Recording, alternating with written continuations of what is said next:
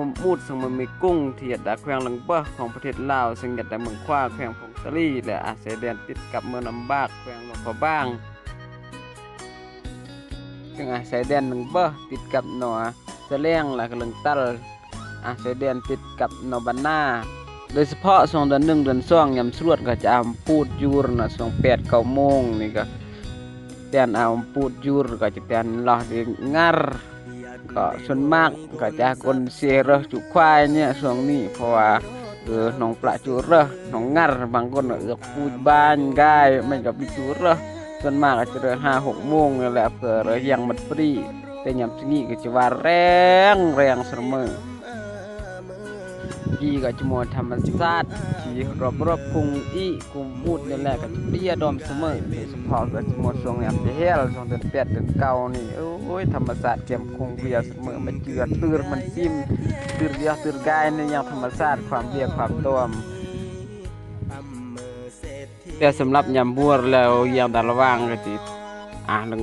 ปูดเปรี้ยดอมเสมอเพื่อจะลุกเตียนรอได้งัรแต่สำหรับก่อนเนี้ยเลือดเท่าแก่ก็จะเคี่ยมมุมแล้วก็เคี่ยมสุดตอนนี้เพื่อจะรอเพื่อปันรอได้งัรแต่บางคนจะโซ่แตบกามเหือดกามนี่เพื่อนตาพูดเป็นรอได้ลวกเปรี้ยแต่บางคนนี่เวชจากเวียกยำบัวจะเวชออกกำลังกายเตะตัวเตะบ้านเพื่อเตียนรอได้อลเลียนแล้วเพื่อจะไก่มุมไก่ราแต่บางคนไก่พัก2 3 ชั่วโมงแล้วบางที่ก็ต้มวาร์มุมตรงนี้เพื่อเตียนรอได้เหมือนวาร์นี่แหละมุมงัดเพื่อนนั่นเราจิเกิดน้ำก้อนที่เรื่องยำสวดอย่าเวียกเกี่ยวกันยังตามจิตหรือว่าตุสอ่างนี่จะพูดลูกคางเปรี้ยดอมเสมอกลวกลวกกระเดกประเวยก่อนนึ่ม2 เดือน 5หรือว่ามาห่างแบบนี้ก็ยังก็ตรึกกัดก่อนนึ่มนี่แหละแต่สำหรับธรรมชาติมุดแล้วก็จะเป็นที่กลางมากแล้วก็หมอแบบยูรเปรี้ยอยากเป็นตรวงนี่เปรี้ยดอมเสมอเมื่อกุญแล้วก็บีเมจูไกตะกุงตะกางนี่เมจูพักจูซี่ยาดมมุดนี่เป็นปี2 ปีเพื่อจะซี่จะแย่งธรรมชาติเดิมมุดซึ่งก็เปรี้ยดอมเสมออย่างกะมกะด่างกะดับกะปอกหรือกะแมวหัวตนี่อย่าง